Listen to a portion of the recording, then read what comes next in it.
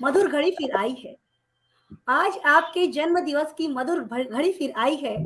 रीना जी आपको जन्मोत्सव की बारंबार बधाई है। रीना जी आपको जन्मोत्सव की बारंबार बधाई है। आगे बढ़ते हैं। रोशन जी हमारे बीच में उपस्थित हो गए हैं। बहुत बहुत स्वागत करती हूँ रोशन जी का भी। और आगे बढ़ते हैं हम इस कार्यक्रम में।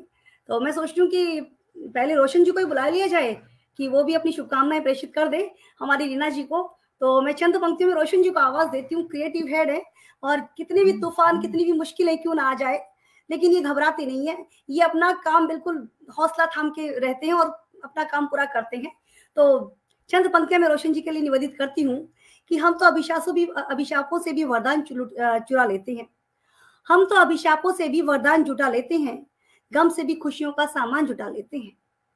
गम से भी खुशियों का सामान जुटा लेते हैं। और वो जो मनहूस हैं वो रो रो कर जीते हैं। वो जो मनहूस हैं वो रो रो कर जीते हैं। हम तो आंसुओं से भी मुस्कान चुरा लेते हैं। हम तो आंसुओं से भी मुस्कान चुरा लेते हैं। ऐसे ही आंसुओं से मुस्कान चुराने वाले बहुत जिंदा दिल इंसान आदरणीय रोशन जी हमारे बीच में उपस्थित हैं। तो रोशन जी बहुत बहुत स्वागत करती हूँ आपका। आइए। मैं पटल पर उपस्थित समस्त देवियों को नमन करता हूँ, हमारे श्रोतागण को नमन करता हूँ, अखिल भारतीय काव्य मंच पटल को मैं नमन करता हूँ और आज सब देवियां प्रमुख हैं।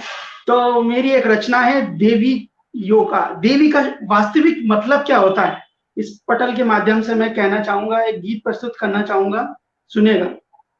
स्वागत है। देवियों का रूप देत जीवन को स्वरूप, देवियों का रूप देता जीवन को स्वरूप, माँ की कोख से जन्म लेता 9 महीने 9 देवियों से ज्ञान लेता, माँ की कोख से जन्म लेता 9 महीने 9 देवियों से ज्ञान लेता।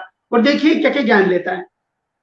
माँ ब्रह्मचारिणी से ब्रह्मचार्य व्रत लेता, माँ सरस्वती से ज्ञान प्राप्त करता, माँ ब्रह्मचारिणी से ब्रह्मचार्य व्रत लेता, माँ सरस्वती से ज्ञान प्राप्त करता, माँ लक्ष्मी से धन सुविधा मांगता, माँ अन्नपूर्णा से तन ज्योति प्रज्वलित करता, माँ अन्नपूर्णा से तन ज्योति प्रज्वलित करता।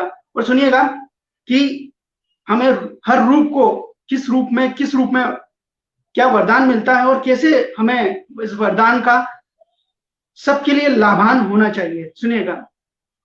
माँ शैलजा से कर्मशैली सीखता, माँ काली से पापियों का नाश करना सीखता, माँ शैलजा से कर्मशैली सीखता, माँ काली से पापियों का नाश करना सीखता, माँ गंगा से शांत रहना सीखता, माँ दुर्गा से पापियों का सर्वनाश करता, माँ गंगा से शांत रहना सीखता, माँ काली से पापियों का नाश करना सीखता, और अंत में धरती में समा जाता। मतलब हम पंचतंत्र में विलीन होंगे ना, एक दिन सब विलीन होंगे और इस धरती में समा जाता। देवियों का रूप देता जीवन को स्वरूप, माँ की कोख से जन्म लेता 9 महीने 9 देवियों से ज्ञान लेता। मैं नमन करता हूँ और दीदी जी को मैं एक कविता प्रस्तुत करना चाहूंगा, उनके लिए है।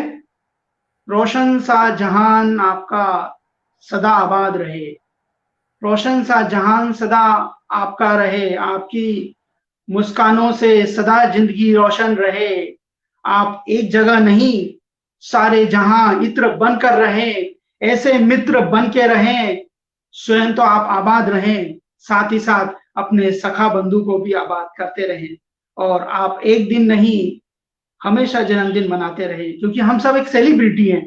अब सेलिब्रिटी तो ये कहते हैं ना कि बड़ा पद होता होगा, नहीं, celebrity that means who celebrate every moment. हमें अपना हर पल ये सेलिब्रेट करना चाहिए कि आज हम इस पल को जी रहे हैं, कल हम कह नहीं सकते हम कहाँ होंगे, मगर इस पल को हम हमेशा याद करेंगे। तो आप स्वस्थ रहें, आबाद रहें, और देवियों का रूप देता जीवन को स्वरूप, तो नारी है जननी कुल धरा, करो इनकी कद्र जरा, करो इनकी कद्र जरा।